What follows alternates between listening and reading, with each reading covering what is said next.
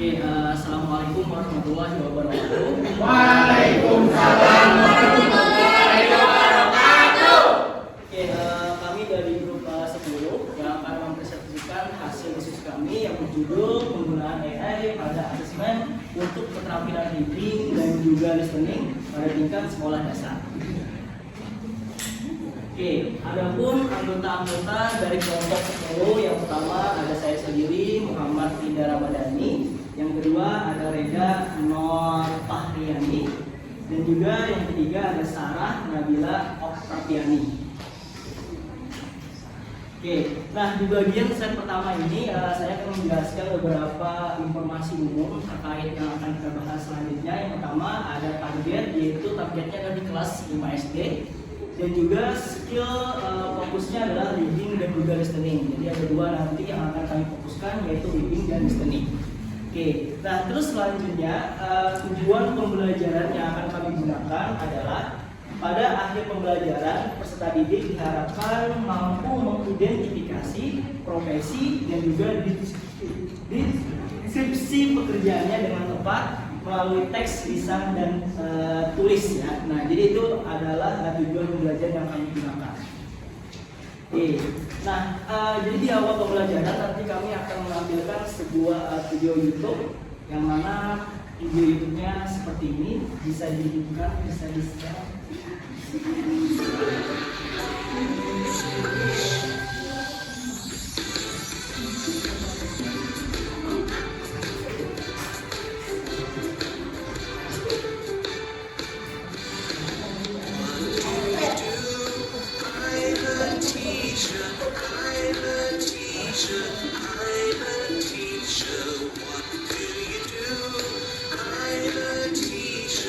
Everybody say your ABC. A, B, C, D, E.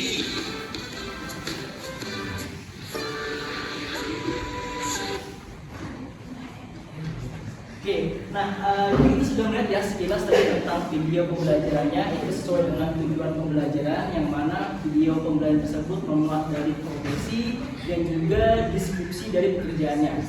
Terus yang selanjutnya adalah ada dua ya. Kenapa ada yang pertama ada manfaat video YouTube. Kenapa kami memilih ini? Yang pertama ada manfaatnya, yang pertama ada menarik ya. Jelas karena video YouTube tersebut mudah dan menarik perhatian peserta didik khususnya kelas 5 SD. Terus yang kedua jelas ya, interaktif, bisa digunakan untuk bernyanyi dan juga sambil belajar. Terus yang ketiga adalah menyenangkan. Jadi video YouTube tersebut dia menciptakan suasana kelas yang ceria. Nah itu adalah manfaat dari video YouTube.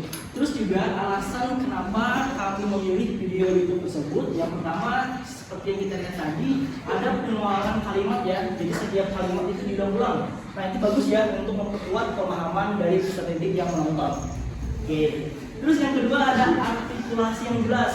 Nah ini menggunakan kalimat yang sederhana dan juga mudah dipahami. Dan yang terakhir adalah animasi menarik. Jadi kalau kita lihat dari video yang tadi, visualnya sangat menarik, itu mendukung pembelajaran khususnya untuk kelas 5 SD tersebut.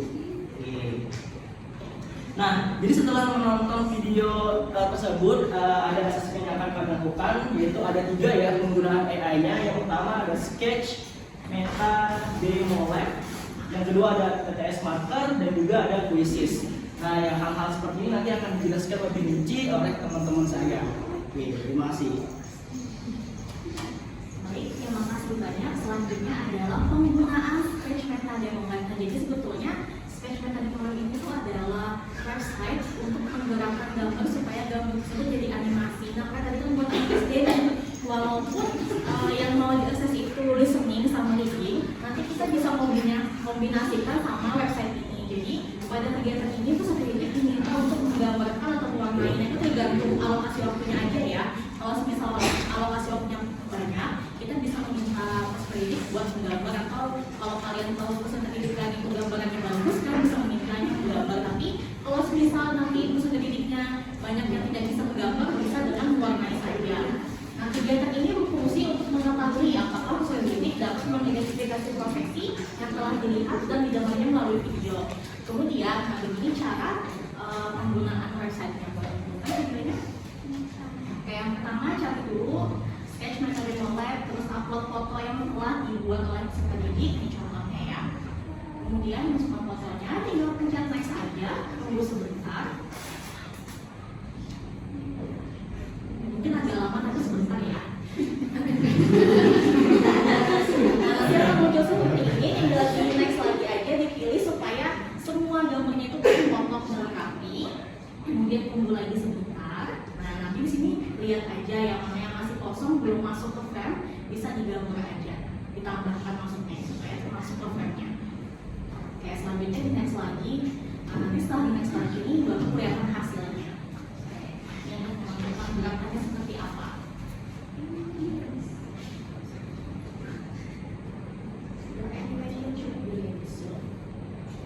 Sebentar lagi ya. Kemudian bisa dipilih ya gaya-gayanya mau seperti apa. Banyak sekali dan itu gratis. Oke, next lagi. Nah, jadi ini hasil animasinya, boleh diklik hasil animasinya. Nah, seperti itu. Lucu kan kalau anak SD menggunakan itu? Sepertinya menarik sekali. Oke, selanjutnya. Nah, jadi kenapa sih kami memilih ini? Karena menurut kami anak-anak itu cenderung lebih tertarik pada hal yang interaktif ya, apalagi ini berbasis teknologi. Nah, kalau sekolahnya itu mungkin ada laptop sama proyektor yang bisa digunakan, ini bisa dipakai. Tapi mungkin nggak semua peserta didik nanti yang ditampilkan gambarnya per kelompok atau beberapa saja. Kemudian website itu mudah banget diakses dan diproseskan tanpa perlu login account, terus juga nggak berbayar sama sekali. Nah, kemudian untuk ke apa sih namanya ponsnya itu ya tadi ya perlu teknologi dan juga jaringan yang stabil. Terus juga untuk pengerjaannya mungkin peserta didik nantinya perlu memakan waktu yang lumayan banyak di kelasnya, makanya harus bisa disesuaikan entah itu nanti menggambar atau hanya mewarnai saja. Ya, next. Ya, selanjutnya untuk penggunaan kuisis akan dijelaskan oleh teman saya saat ini. Baik, terima kasih. Sekarang saya akan melanjutkan penggunaan kuisis yang akan merupakan bagian dari asesmen untuk pembelajaran ini. Nah, jadi yang pertama di sini karena kami menggunakan reading dan listening, maka dari itu kami pilih aplikasi ini. Jadi kuisis itu merupakan aplikasi dan juga ada websitenya yang berbasis dengan AI. Nah, di situ dia ada asesmen yang interaktif dan kita juga bisa keep track progres proses belajar siswa. Nah, oke. Bisa dilihat di sini ada di saat bagian create. Nah, di sini ada bagian quizzes AI. Nah, ini bisa kita pilih kalau karena tadi ada listening, kita juga bisa memilih dari YouTube video atau dari yang prompt nih, seperti ini di sini topik dan prompt. Oke. Nah, kita tunggu dulu. Tapi sayangnya untuk di sini syaratnya untuk menggunakan yang berbasis dari YouTube itu harus ada transkripnya. Jadi kalau misalnya video tidak ada transkripnya, maka dia tidak bisa membacanya. Tapi kita bisa mengakalinya, caranya itu kita pakai yang pro ini. Bisa ada bagian videonya yang berisi.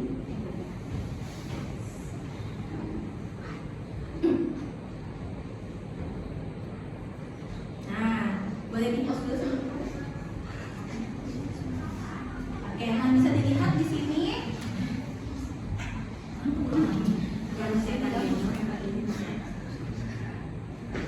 Nah, bisa dilihat di sini. Ini bagian transkrip atau yang lirik lagunya tadi ya. Nah, jadi kalau misalkan kalian mau listening tapi tidak mau instan gitu bikin soalnya, kita bisa masukkan transkripnya, pertanyaannya. Lalu kita buat prompt-nya, please make 5 listening question to identify. Ini masukkan 7 pembelajarannya from the song above. Nah, jadi nanti dia AI-nya langsung membaca dari transkrip yang kita bikin begitu. Atau misalnya kalau misalkan ada menggunakan audio lain, isi kalimatnya apa bisa kita masukkan di sini.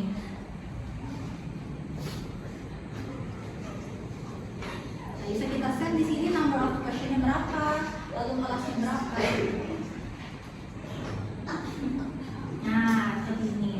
Boleh di-pause dulu sebentar. Nah, bisa dilihat sini sudah ada muncul soal-soalnya ya secara instan.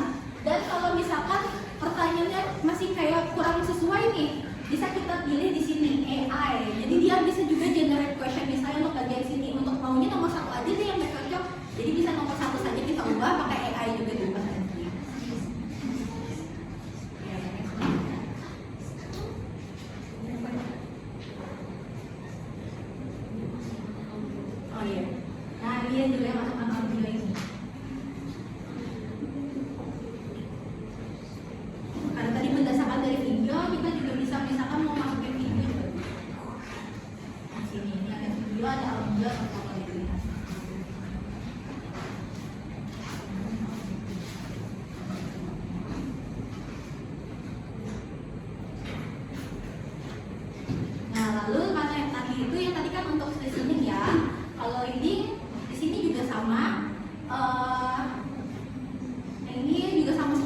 caranya juga kurang lebih. Tapi bedanya kalau tadi kan kalau listening kita masukkan transkripnya, kalau reading kita bisa langsung saja. Create 5 questions.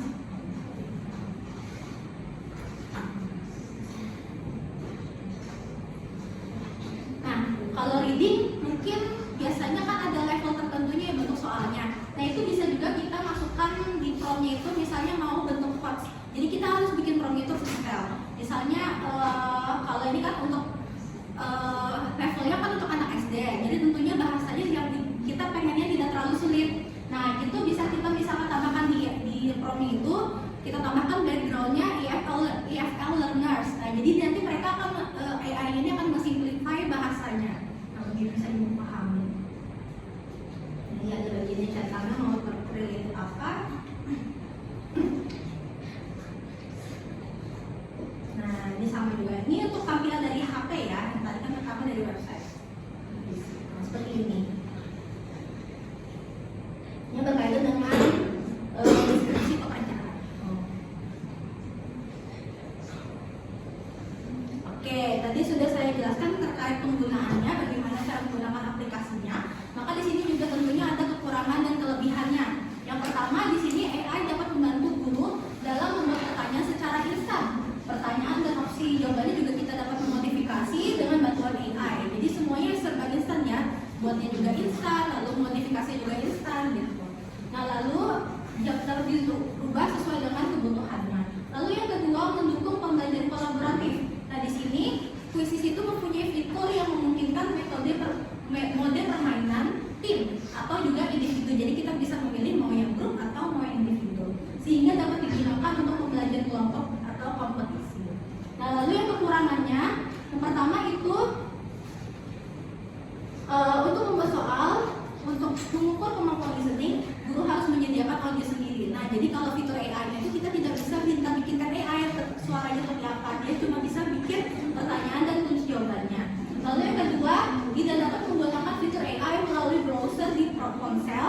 Selain itu, fitur generate ulang pertanyaan yang dibuat oleh AI tidak dapat diakses baik melalui browser ponsel maupun aplikasi ponsel. Nah, jadi permasalahannya di sini dia fiturnya itu tidak sinkron, tidak sama dengan semua device. Jadi yang paling lengkap itu setelah kami coba, yang paling lengkap itu fiturnya di browser laptop atau di PC. Nah, kalau misalkan di HP, dia lewat browser itu tidak bisa pakai AI, tapi kalau kita di aplikasinya bisa pakai AI, tapi tidak ada fitur generate ulang pertanyaannya. Jadi kekurangannya itu tidak lengkap untuk semua device. Oke, I think that's all from me. Akan dilanjutkan lagi oleh teman saya. Terima kasih banyak. Sekarang selanjutnya ini adalah AI untuk mengubah teks tulisan menjadi suara. Karena kan tadi kita menggunakan Quizzes dan di Quizzes itu tidak bisa menambahkan audio, makanya kita memerlukan AI lain untuk membuat audio tersebut. Nah, di sini kami memilih TTS Maker. Makanya itu gampang sekali. Kita boleh dimulai lagi videonya. Yang pertama tinggal cari lagi nih di website TTS Maker. Oke. Terus tinggal tulis aja mau kayak gimana audionya nantinya. Tidak perlu login account lagi ya, langsung tulis saja. Baik, kemudian di sini kita juga bisa menambahkan pause kalau misal nanti teksnya lebih panjang, tapi tetap nggak bisa bikin dialog ya, karena cuma bisa input satu suara aja. Kemudian language bisa dipilih. Nah, di sini juga bisa milih-milih itu suara-suaranya. Nah, ini untuk language-nya. Nah, tetapi di sini kekurangannya kita nggak tahu kalau itu kayak gimana, atau friendly atau TTS Maker is a free text-to-speech tool that provides speech synthesis services. Tapi kita bisa lihat atau dengar suaranya kayak gimana. Setelah itu harus memasukkan captcha. Nah, itu aja kekurangannya satu. Kemudian di bawahnya masih ada fiturnya lagi, mau bisa jadi MP3 atau Opus atau WMV. Kemudian volumenya juga bisa dipilih. Terus untuk kecepatan suaranya juga bisa dipilih. Kalau semisal mau lebih lama atau lebih cepat bisa. Selanjutnya tinggal di convert aja jadi audio.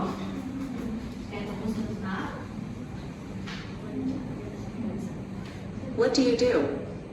I'm a doctor. Nah, jadi nanti audionya seperti itu jadinya sinkron. What do you do? Setelah itu nanti kita I'm a juga bisa doctor. langsung masukkan aja ke Quizzes. Ya, begitu cara penggunaan TTS Maker di laptopnya. Jadi tinggal dibuka. What do you do? I'm a doctor. Kayak lebih jelas ya suaranya, agak lambat juga. Jadi menurut kami ini bisa dipakai buat anak SD. Selanjutnya, kenapa jadi kami memilih TTS Maker? Oke, yang pertama adalah website itu mudah diaksesnya, tidak perlu login account, terus juga banyak fitur yang tersedia secara gratis.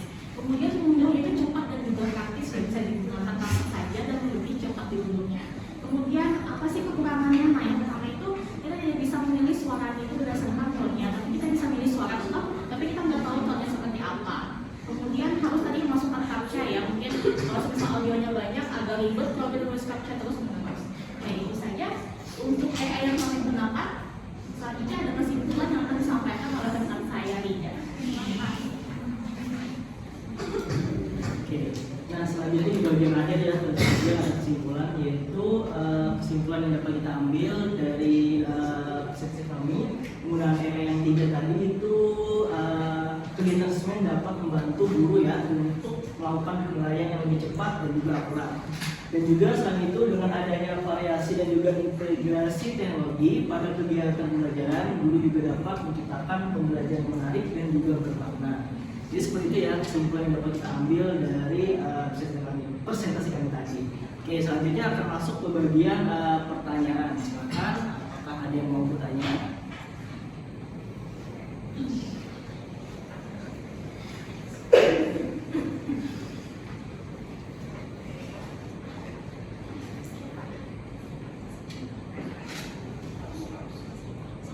Oke, silakan.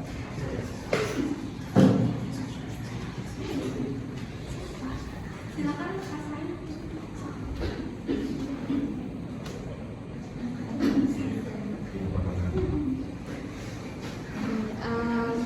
Perkenalkan, nama saya Saidah Hamdi dari grup 4. Saya ingin bertanya, dari semua ini tadi AI tadi itu tuh setiap AI yang kalian gunakan untuk assessment itu adakah kayak langsung otomatis bisa di-download laporannya, jadi mempermudah gurunya kayak gitu. Ya itu aja, terima kasih.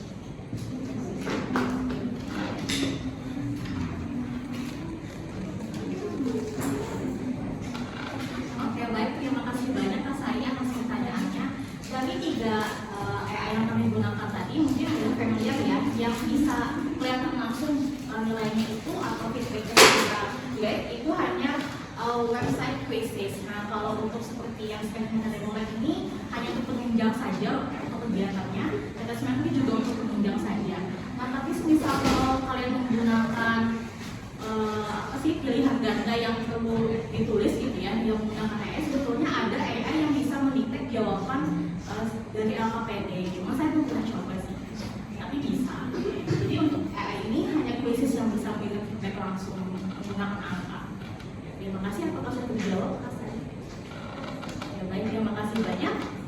Yang mungkin itu saja dari kami. Salah hilaf mohon dimaafkan. Wassalamualaikum warahmatullahi wabarakatuh.